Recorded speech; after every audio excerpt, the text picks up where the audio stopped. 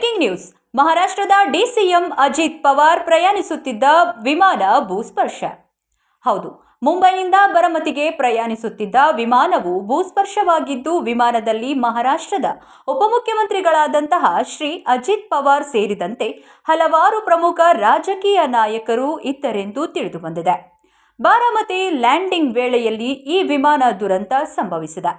ಪತನವಾದ ಭೀಕರತೆಗೆ ವಿಮಾನದಲ್ಲಿ ಇದ್ದ 6 ಜನ ಸಹ ಸಾವನ್ನಪ್ಪಿರುವುದು ಎಂದು ತಿಳಿದುಬಂದಿದೆ.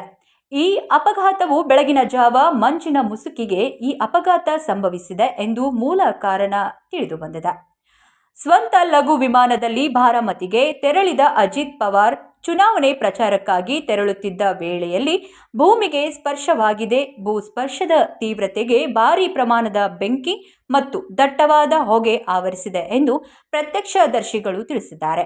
ವಿಮಾನ ಅಪಘಾತದ ತೀವ್ರತೆಗೆ ಮಹಾರಾಷ್ಟ್ರದ ಡಿಸಿಎಂ ಅಜಿತ್ ಪವಾರ್, ಪಿಎಸ್ಒ ಜಾಧವ್, ಓರ್ವ ಸಹಾಯಕ, 2 ಪೈಲಟ್ಗಳು ಮೃತಪಟ್ಟಿರುವ ಮಾಹಿತಿ ಈಗ ಲಭ್ಯವಾಗಿದೆ.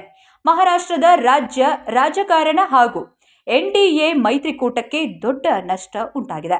ಈ ಘಟನೆಗೆ ಮೂಲ ಕಾರಣವೆಂದರೆ ತಾಂತ್ರಿಕ ಕಾರಣಗಳಿಂದ ಬಾರಾಮತಿಯಲ್ಲಿ ಲ್ಯಾಂಡಿಂಗ್ ಮಾಡಲು ಪ್ರಯತ್ನಿಸಲಾಗದೆ ಈ ಸಂದರ್ಭ ನಿಯಂತ್ರಣ ತಪ್ಪಿ ವಿಮಾನ ಭೂಸ್ಪರ್ಶವಾಗಿದೆ.